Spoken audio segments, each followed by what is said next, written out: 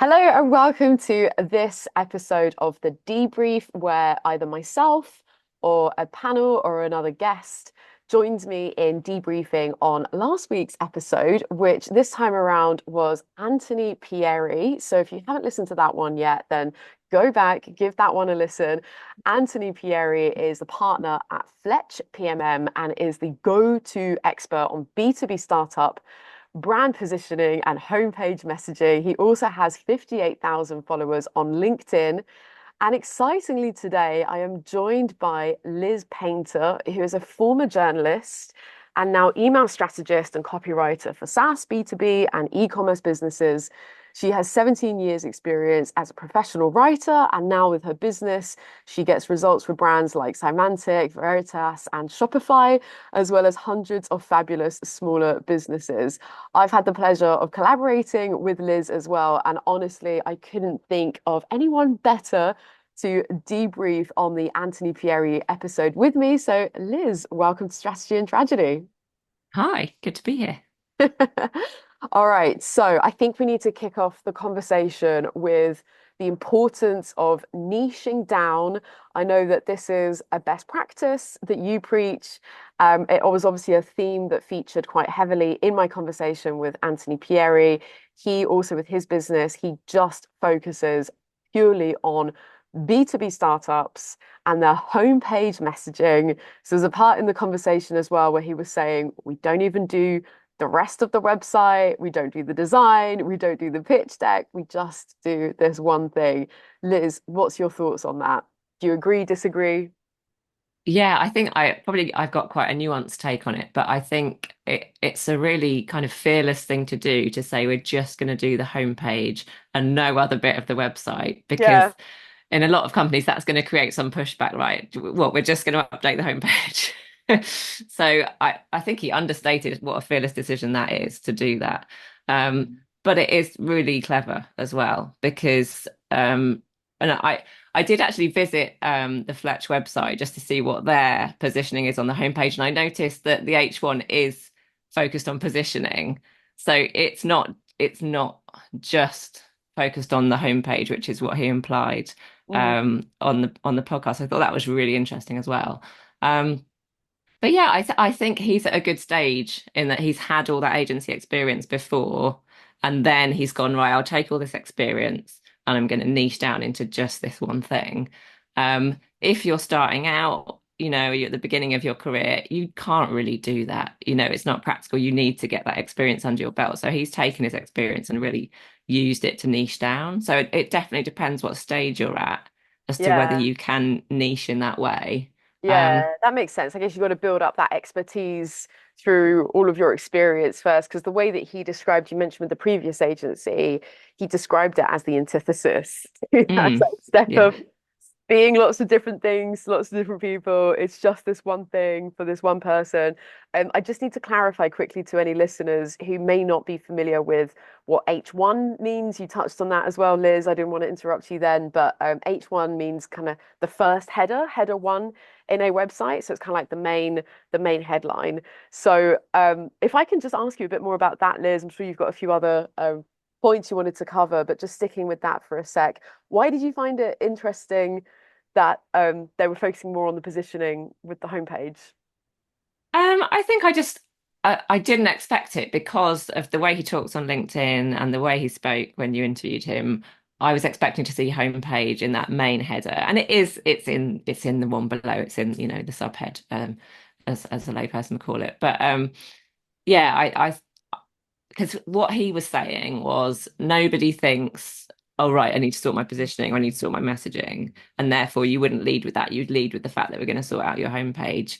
But I think it's not quite as black and white as that. And the fact that he hasn't done that with that main header Mm, shows that it's not that black and white. I think some companies are thinking about positioning and messaging, mm. um, especially in the startup world, because they're immersed in marketing. They do know about this stuff. Um, Do so they yeah, though? well, I'm quite yeah, I confidently know lots challenging of on ones that, that Liz. don't, but yeah. I Um, haven't met many. yeah, but I think he's also using the really basic principles of marketing, which is, take a pain point and really focusing on that. And the pain point is, you invest all this money in positioning and messaging, and then it sits on your G drive, and you don't do anything with it. So they're taking it to the next level, which is really clever. Mm. They're taking a fundamental problem and solving it, Yeah, um, I which is had. just that's the basics of marketing, right? Yeah, yeah, absolutely, absolutely. And I love you say that, a lot of the time we can view non-marketers, I think from the outside looking in, can view it as the dark arts, as all kind of woolly, but actually there's so many just like sensible fundamentals that are just really practical and apply to any business at any stage, really. Um, it's funny you were saying about the yeah, I chatted about the episode with so many other people because I was so energized by my conversation with Anthony, and he gave me so much food for thought. And it was a different sort of episode as well. So I usually interview founders, CEOs, but this was an opportunity to interview a subject matter expert. And there are so many different ways of viewing it. What you just touched on there was he's actually going one step further than the rest because I think you've got, yeah, okay, he's niching down. It's just about B2B positioning, and the only thing they touch on a website is the homepage messaging. That's kind of one angle. But to your point there, it's like, well, actually, they've done that positioning piece of work that you would do in those early days with the brand strategy piece. But so that it doesn't just sit in a G drive, to your point, they've taken it and applied it to a homepage on your website. So Mm. it's kind of like, I don't know how much of a struggle it is for them, like how much of a marketing hurdle they have to get over in terms of that perception. Like, are they doing one step more than the average marketing strategy consultancy you'd work with, or are they doing less and really niching down? I also think they solve another really interesting problem, which is if a company thinks about doing their whole website, that can feel really draining. That can feel like, oh, that's a really Mm. big job. That's going to drag on for months. There's going to be too many people involved. It's going to be tedious. Or just sort the homepage and then everything can lead on from there. And you hopefully you'll update other pages as you go. Point of that fearlessness. I think you're Mm, spot on the money with that observation there is how fearless you have to be by saying no, especially as a business owner to turn down that work that's coming your way. You're like, no, yeah. we're not going to do the rest of the website. We're not going to do your pitch deck. We're not going to do the design. This is all that we do. I think what that segues into as kind of the next talking point here, Liz, is part of niching down. Not only is that to establish themselves and be the first option that comes to mind for that particular thing, but we also talked a little bit about how much easier it is to scale that sort of business when you can systemize around that one service offering. Did you have any thoughts on that? Because you obviously have some parallels with your business. Yeah, I mean, I think it's really interesting that, especially the speed at which they're working. I think when you spoke to them, they'd done over 200 home pages, and I think they're probably I imagine they've done another 100 since. Yeah. So and there's four of them in the business, so they're working very rapidly, and it sounds like they're optimizing their process as they go, and reflecting in the way that I like to do on a project. If you look back at every project and say, right, what worked, what didn't work, and improve each time, Mm. you can work much faster as you go because you're making that process much more streamlined. So I think that's a really interesting way of doing it, that speed that they're doing it at. And it makes me think of the sort of the Paul Jarvis company of one type ethos where he's not, is he creating something that's going to scale?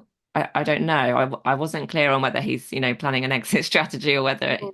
because it's him on LinkedIn. It's him that's got the Yeah. 57,000 followers on LinkedIn. So is there an exit from that? Possibly not. So I don't know how far he plans to scale it. It's But that would be more. interesting to see. Yeah, definitely. I think it's more about streamlining the operations. And then I guess Mm, my devil's advocate to that would be, yeah, from an efficiency standpoint, that all sounds really, you can optimize by having those fundamentals. But then does that take away anything from either the creativity, the creative process, and then linked to that as well is how do you what does that mean for how differentiated each client project is when you are niching down on that sector? And especially in the world of B2B SaaS, which of course is the world in which you operate too, they all look and sound the same. So if you have this like really streamlined, optimized, formulaic process, where does that leave the creativity? Yeah, that's a good question. I mean, I think it it sounds like their process incorporates differentiating because that seems to be the main thing they're selling essentially is, we will look at the market and we will position you in the market. And I guess they must have a different process for a new category versus an established category. Because obviously you're going to look at that very differently. That he did. I'm sort of digressing slightly, but he did touch on that education piece of if you're in a new category, you've got to educate the audience before you can do anything else really. Whereas if you're in a very established category like a CRM, there's no education piece to be done, and it's going to be obviously more of a challenge to position yourself and differentiate yourself. Sounds like he's probably not working with CRMs, I guess. Yeah. That's a very saturated market. Um, but yeah, what was your original question? I've digressed and I've Not at all, no worries. No, just and it's totally we can go in any direction, but I guess just the pros and cons by his very fearless strategy of honing in on your niche and using those consistent yeah, and do you lose creativity? fundamentals. Yeah, that's what we were talking about. So Mm, yeah, I mean, I assume there must be space in the process for creativity. A lot of the when I'm working with a client, a lot of the best ideas come out of the conversations you have with people in the business, mm, or with customers, if customers are available to chat to. So, I think the fact that humans are running the process is going to make it innately have some creativity, regardless of the process, if that makes sense. I yeah, think, yeah, unless you've got a robot doing it, there should be some creativity that that's does coming make through, sense. and hopefully you're bouncing ideas around because there's four of you in the team. Yeah, that does make Um, sense. I guess yeah, actually then a better devil's advocate is any and like I'm not I don't mean to be forcing anything here. This is just kind of what's whirring around in my head at the moment is continuing with that creativity theme. I get what you're saying, and I agree with you that actually you can still have the space for creativity as part of the process. And if it's efficient and optimized, then fantastic. I guess then actually, is it more about, and this question would apply directly to you too, because it's the same for you, is honing in on a sector as a niche. So with those guys, again, it's B2B tech, mainly startups, some scale ups in the mix as well there, I think.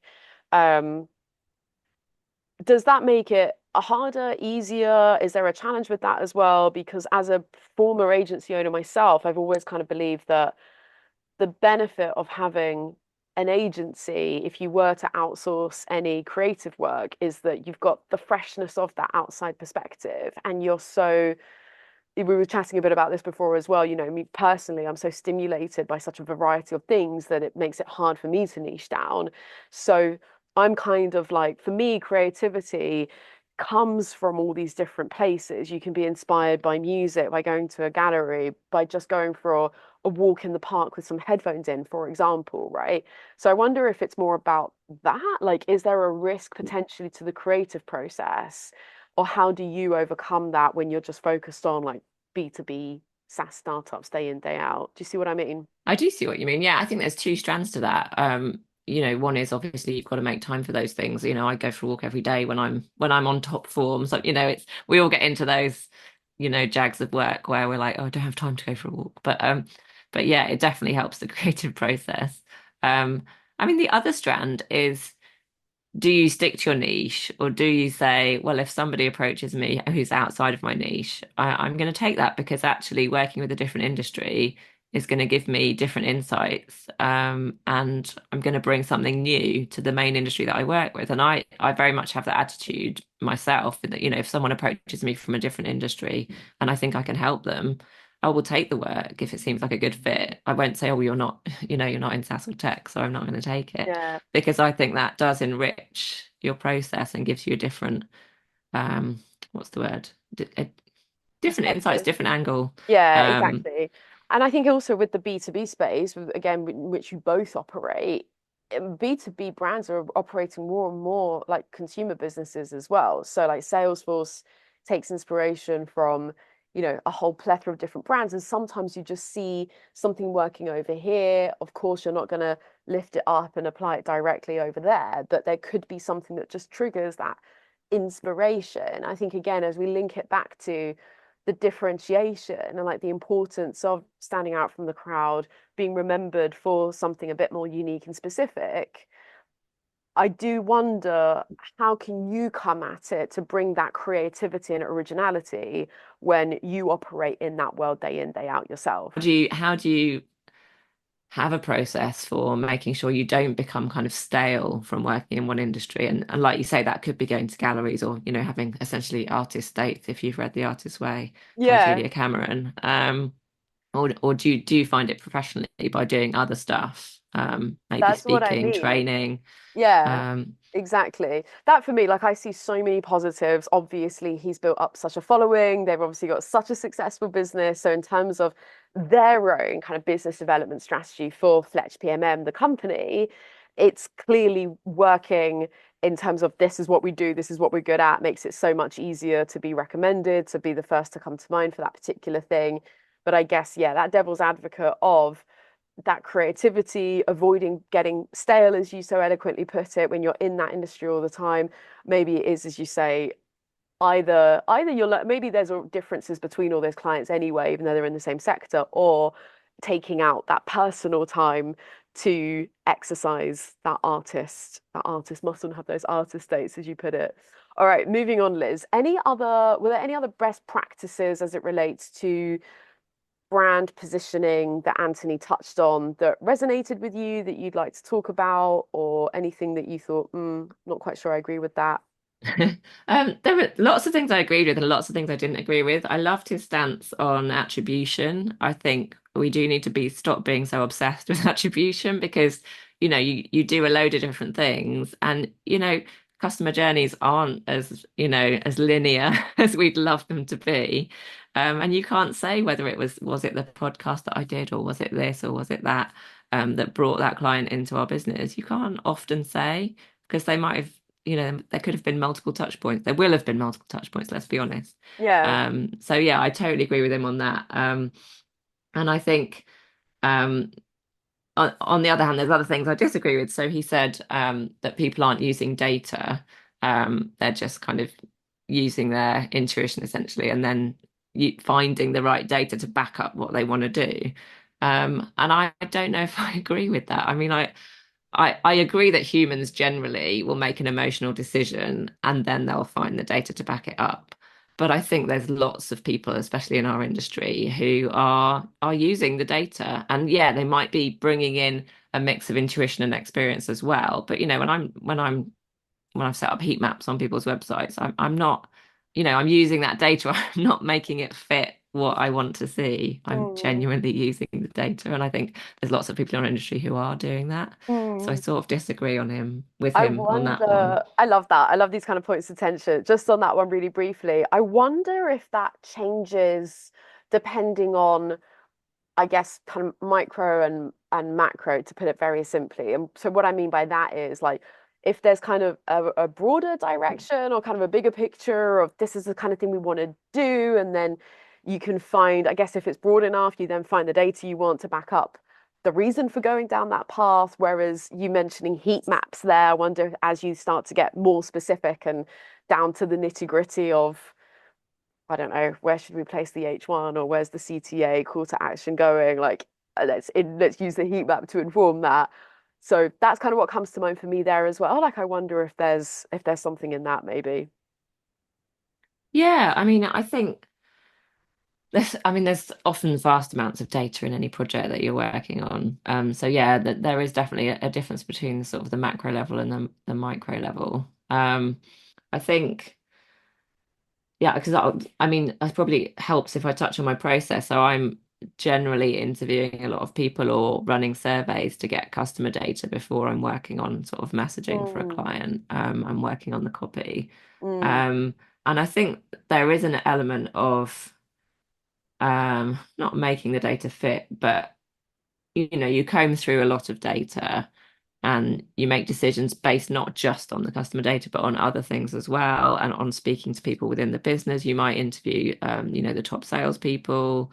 You're going to interview the founder potentially, and everyone's got different things to bring to the table, and that you're quite often. I know we've worked on a project where what the salespeople, the knowledge of the main salesperson in that business was very influential in kind of the messaging and the copy. Mm. Um, but you've got to weigh up the different data points, haven't you, and decide which way you're going to go. And that, yeah, it's a mix of experience and the factual elements of the data. And I think,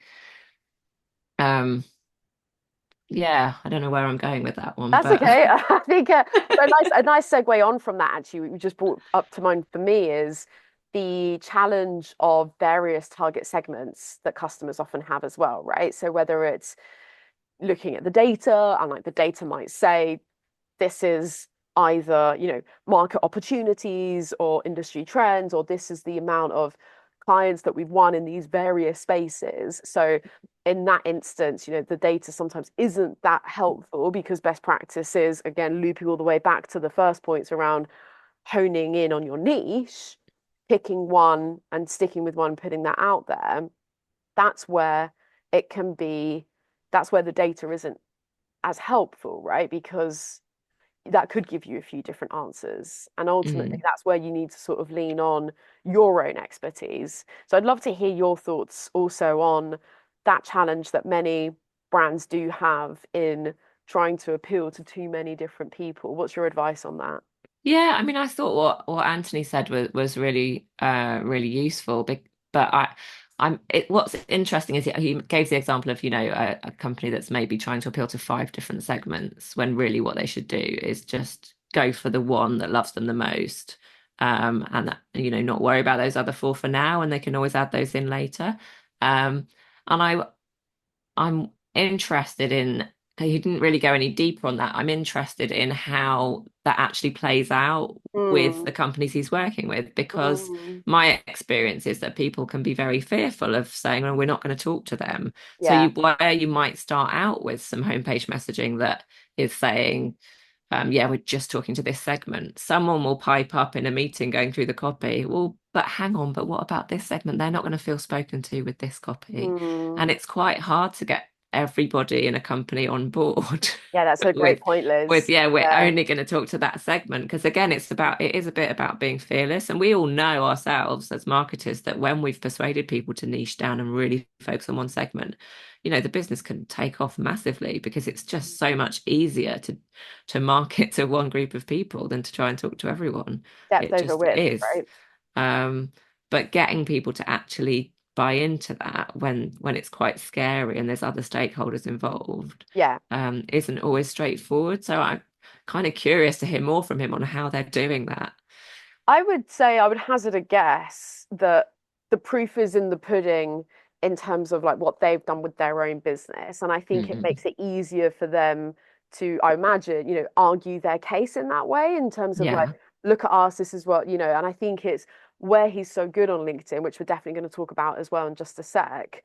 I think he's already doing so much of that education, not only in terms of this is what they do, this is what they're great at, but a little bit of like, this is our belief, this is how we've built our business, and this is how we've done it for others. So don't, I think it's kind of sending that signal to audiences as well, even if they are below the tip of the iceberg and lurking on LinkedIn, that if you don't have that same kind of fearlessness, I guess, then, there's no point kind of reaching out to them until you're ready. But just sticking with this for a quick sec, Liz, I'd love to ask you what's worked for you in the past in that with that challenge. How have you uh, managed to persuade various stakeholders when they don't have that level of confidence to just prioritize one target audience? Often it comes down to maybe making some concessions that we'll have something on this page over here that's going to have a little bit about a way we can help this other market, or maybe having a blog post about it. It also depends on the stage of the business. So for some businesses, it might not be right to go down to just one audience when they're already serving three audiences very well. Um, so yeah, I mean, what's worked, giving my own business as an example has worked quite well generally. Yeah. Although often I'm not remotely at the scale of many of my clients. But for me, I was a generalist copywriter from kind of the noughties through to sort of 2017, 2016, 2017, when lots of people kept saying to me, you love doing email marketing. Why don't you niche down into that? And I was like, if it does feel, I recognize that it does feel very scary because it did for me to say, well, I'm going to turn work down. Um, but I did it, I braved it out and it's been incredibly effective. It makes it really easy for people to recommend me. It makes it really easy for me to pick up work. And it also means that, like Anthony is, you double down on your skill set and you become, Mm, much more experienced and skilled in that one area. And the reality is for me, my business is not like Anthony's. I don't only do email. I mm, do take on other work for clients once we've done email together. Um, and I do write websites and what have you, um but positioning wise, it's very much come in the door and do email, and that mm. because that's worked well for me, and it mostly, clients have come to me for email. I can use that as an example, which Exactly. which works quite well. Lift up the mirror again. And I think also, Mm, in your instance, when I think back to how we collaborated as well, it's, I don't know, I think also, something else that Anthony and I discussed, which I loved so much, I'm getting excited just remembering back to it, was this idea of infantilizing our target audience. mm, And so when I think back to your website, where you clearly position yourself as an email specialist for B2B SaaS brands, and it's like, well, I know what you're capable of, and I look at the rest of you are a formal a firm. Ugh, I can't get my words out. Former journalist. Who would have thought that would be a tongue twister? Former journalist. I don't know why I couldn't get that out. You're a former journalist. You've got all of this background. You've got all this expertise, and I can see the rest of your work. So I can still. I'm not a robot myself, right? Like I can see mm, that you're capable of these other things, but it's just to your point. It's how you position yourself. Maybe it's more that kind of top of funnel, how you get remembered, how you're associated with your market. And then you kind of need to give your audience a bit more respect, right? A bit more, yeah, give them their dues. It's kind of like, well, actually, you've got this relevant experience. And I think also just to touch on the various target audiences as well, there's an over obsession also, I think, with that customer profiling, as opposed to what you were saying before, the actual problem solving in marketing. mm, So these different brands, they might be either different sizes or in different industries or whatever other difference, but this cluster may all be experiencing that same problem that you solve for them. So I think it's all kind of like how we tell the story. And you're yeah, saying if you take on other work, it's up to you also if you want to put that out there on your website or on your LinkedIn. Who know? We don't know if behind the scenes Anthony's also doing a yeah. whole website redesign, but it's just not promoted, is it? So Yeah, I mean, it does sound like he's not in this case, but yeah, mm, yeah, I totally agree on the not infantilizing people. People yeah, can figure stuff out, and people can ask, "Oh, would you do this for us?" yeah. And Give them a equally, bit more credit. you can turn people down. I remember when I first started niching, and people would ask me to write press releases, and I'd say, "I'm sorry, I just don't do that," and they'd be a bit shocked because but you're a former journalist, yeah, but I just don't do that anymore. And and it once you've used that muscle a few times. Yeah. It gets easier. It must have been hard that first time. How to actually say no, but kudos to you. I love that. Are there any other best practices that you'd like to share in terms of any like of your own pearls of wisdom before we move on to the whole LinkedIn personal branding piece? I tell you what he did cover, which we don't think we've touched on, which is who you're selling to in your copy. And he talked about the fact that people will often sell to the final decision maker when actually, I don't think he used this word, but what I call the champion of your product is who you want to sell to, that person in the business who is championing you and saying we should do this, we should get this product, so I think it's going to make a difference. That's the person you're selling to on your homepage, Yeah. and they will bring you in and they will big you up. And you've got to obviously give them the information to help them do that. Um, But you're not selling to the chief financial officer on your That's an website. excellent point. Yeah, I love that. And I'm really glad that you mentioned that as well, just before we do move on, because I recall him saying in the interview something around he really made me laugh with this, with like these people don't just get out of bed one day and think, what's on my to-do list? I need some business transformation, right? Like Yeah, yeah. it, I must get some growth today. yeah, yeah. I need. Oh, Yeah. what's my to? I've got some growth. I need to find some growth today, and it's so funny, but really, really resonated. And again, to your point on who is it that you're selling, not infantilizing your audience as well. I think he also touched on the truth is there would have been various internal conversations before they get to that point of reaching out or looking at potential suppliers if you're not already the one that immediately comes to mind anyway.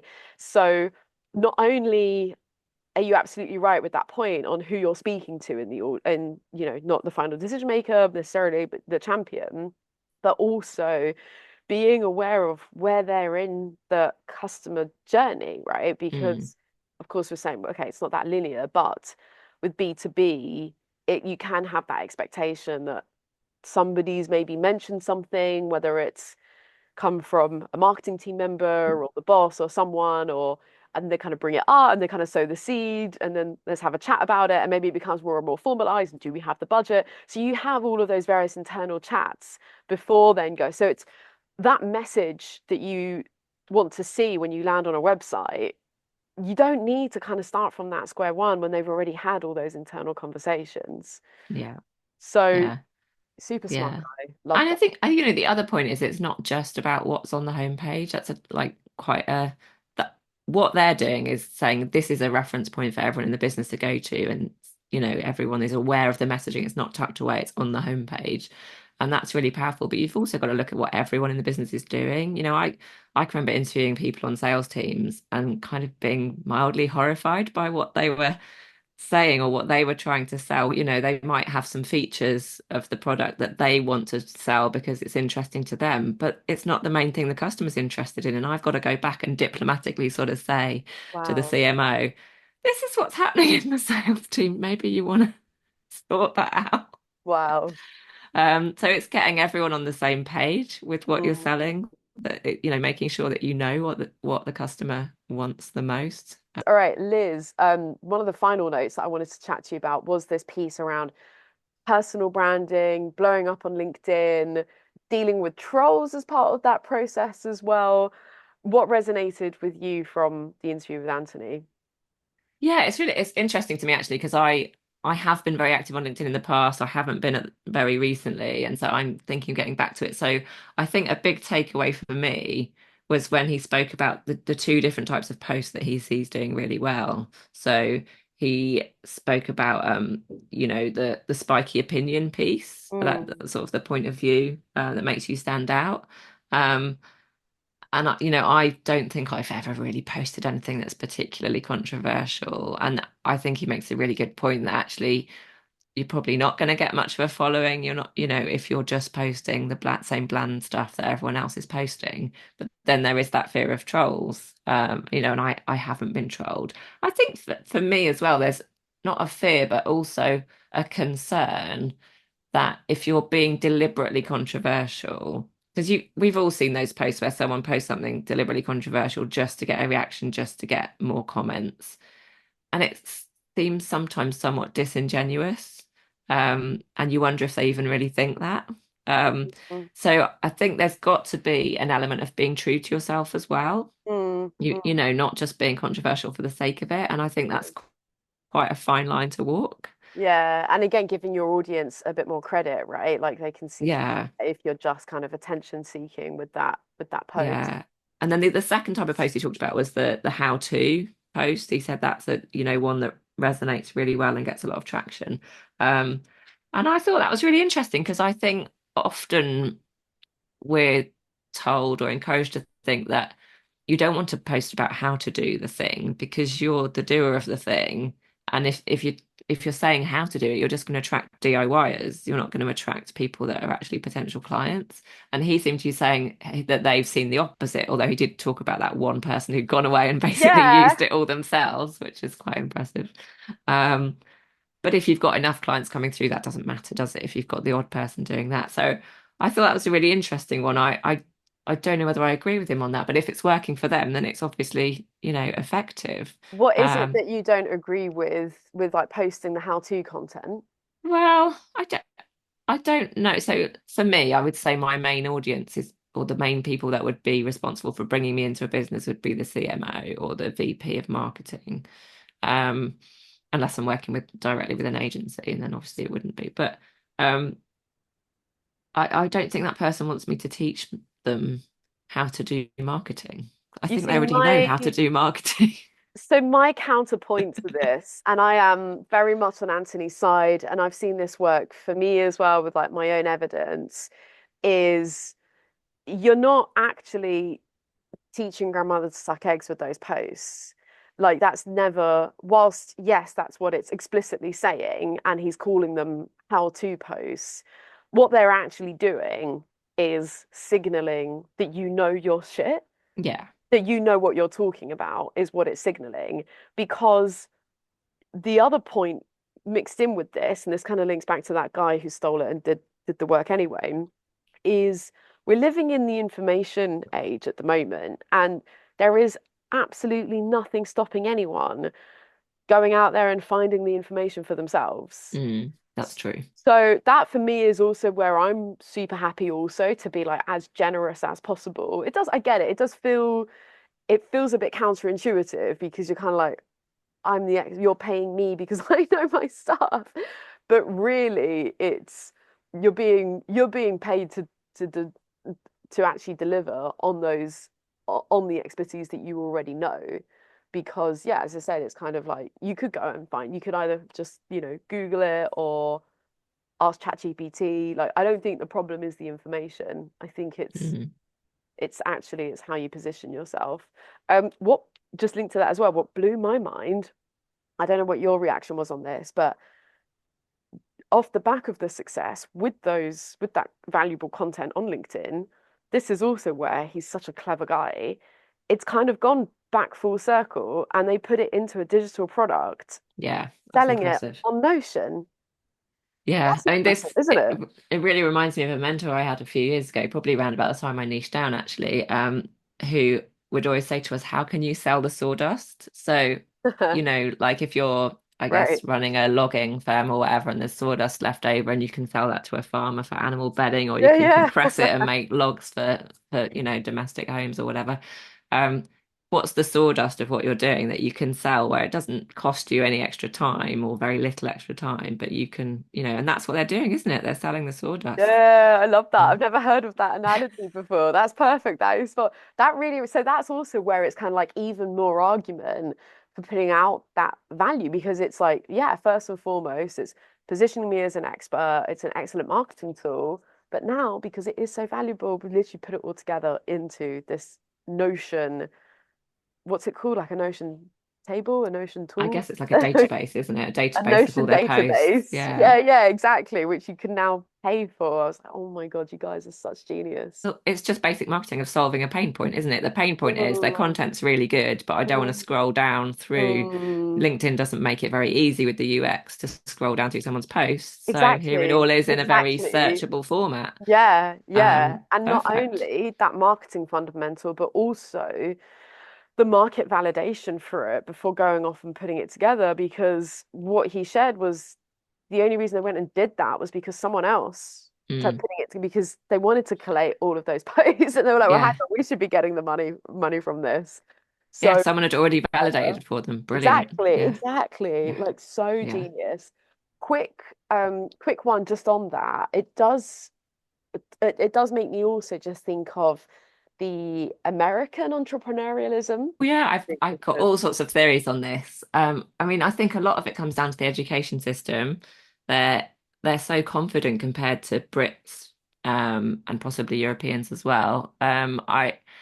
Because they're doing speaking in class from, the word go, whereas I know my kids can count on probably two hands the number of times that they've had to stand up and speak in front of the class or whatever. So it's just a different ethos. They're sort of encouraged to be confident and to speak Mm, up and to be out there being confident in the world.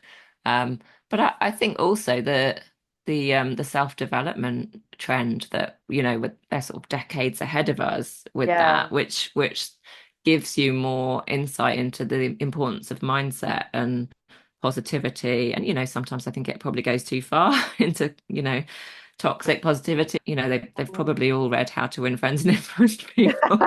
You know, it's just a different mindset. Whereas I think Yeah. certainly when I was first in business, I think I might probably, 20 years ago now, it was seen as a bit way out there to be reading Yeah. self-development books, Yeah. whereas Yeah. now it is Yeah. obviously more mainstream. Yeah. So they've had that culture for, a few decades longer than us, which Mm. helps. I'd go even further to say that, like, I think in America, success, or North America, the States, I think success is more genuinely celebrated.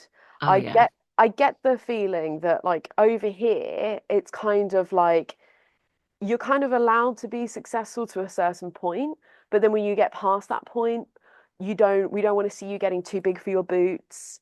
Hmm. And I do think, especially as a woman, that's like 10x, Yeah. that's multiplied even more so. So I think that's also where that, if you operate in that culture, it makes it even easier to have that self-confidence and belief and just keep going, because you don't have any of that other kind of noise or anxiety around other people judging you for it. Yeah, I think that's very true, and especially with the press in this country, Mm. we're very aware that you will be taken down if you get too Yeah, yeah. successful. We need to knock you Um, down a peg or the two. glee with which, TV Mm. presenters and news presenters are taken down when they do something wrong, Yeah. is kind of It's disturbing. horrible. It's so horrible. Yeah. Actually, another former reporter shared with me, I'm sure you already know this, some more for the listeners. The number one type of content that gets the clicks, that's, is a successful headline, first and foremost, is actually newsworthy. Is it new? But then a very close second is something negative. It Mm. is, like you say, whether you're taking down someone else or something like terrible's happened and you're kind of making more of a meal out of it. Yeah, I think it's horrible.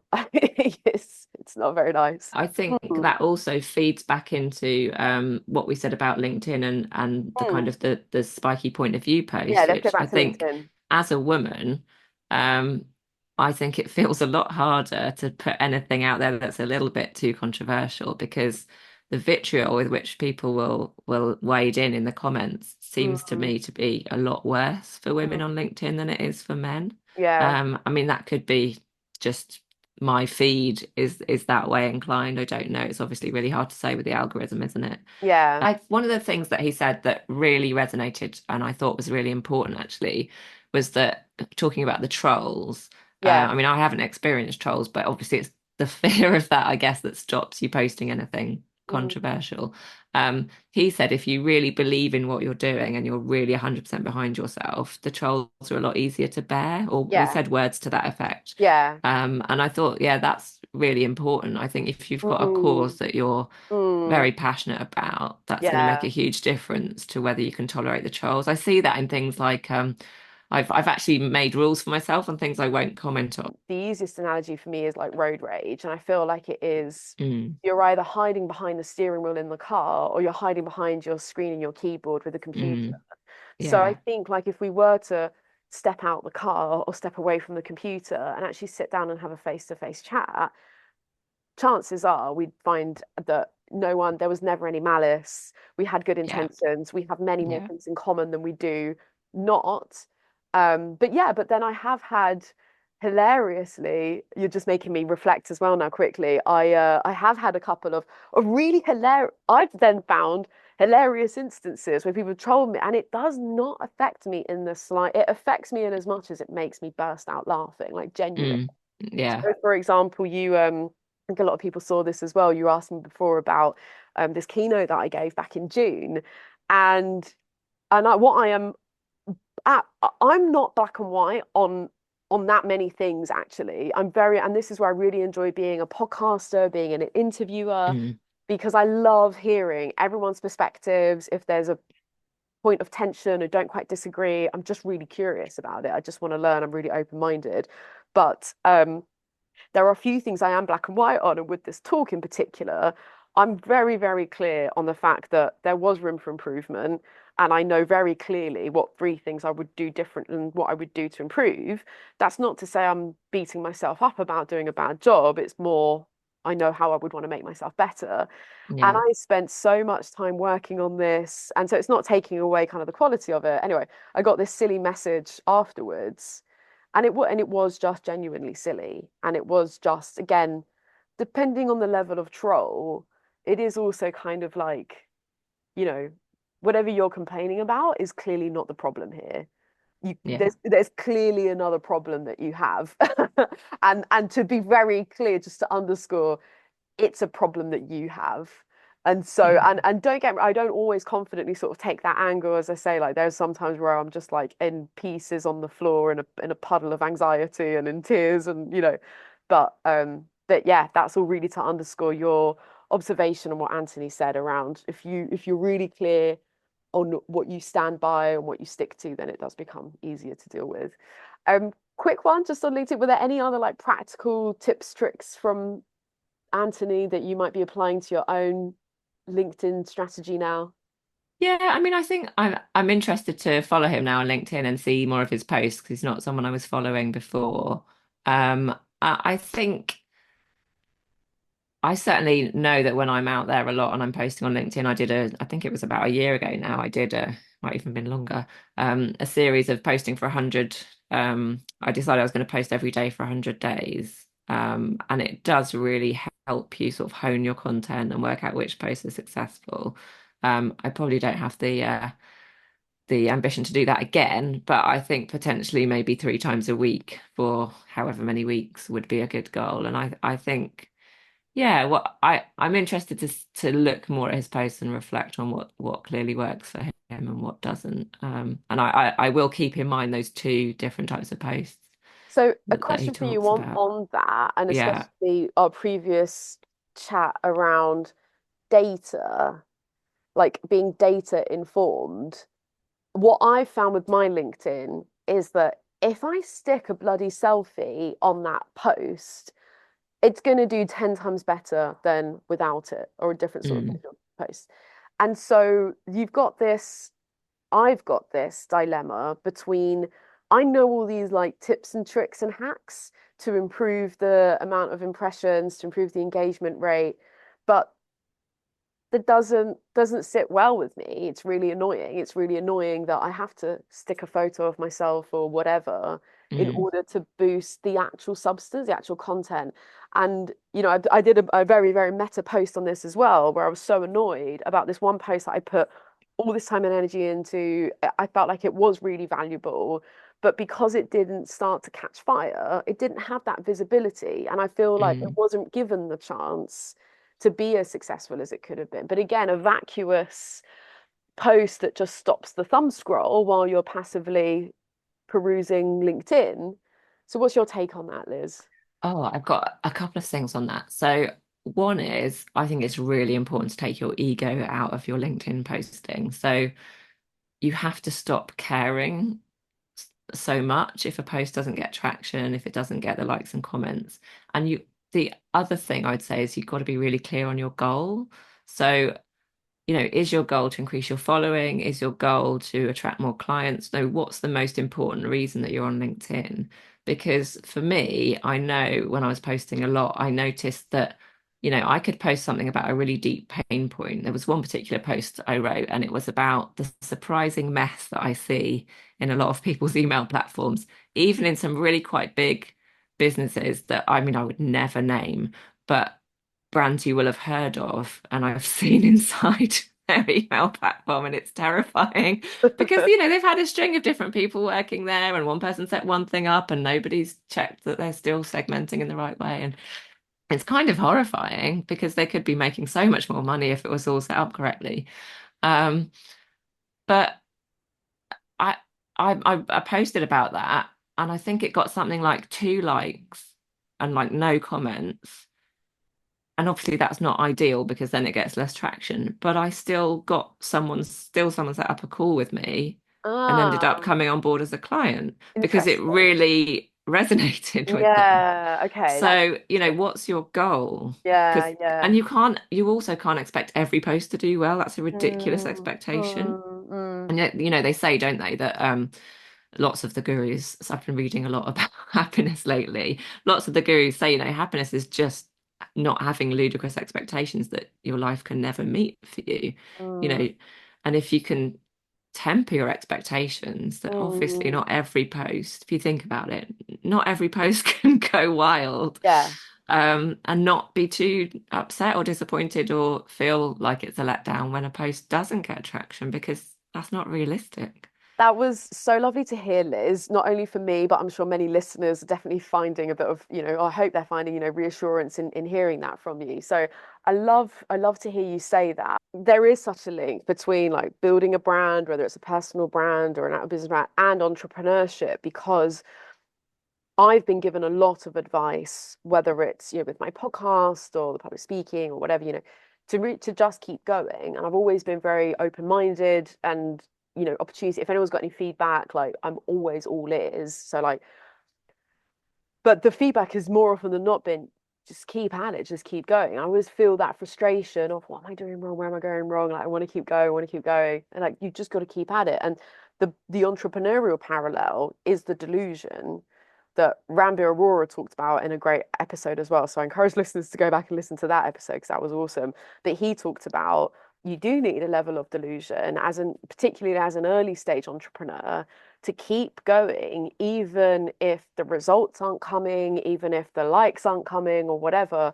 And again, just to name drop as well, like Simon Squibb, obviously huge name now. He's got millions of followers on social, but somebody actually recommended it, like go right back on his Instagram or any of his social media channels, really.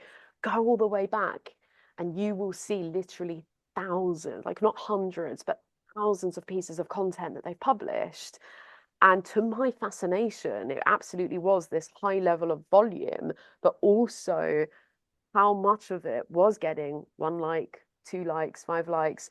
And it was absolutely amazing. Now that somebody like him, who's made it in air quotes, who's so famous, you go right back to these videos and Liz in some of them, he's saying the same thing.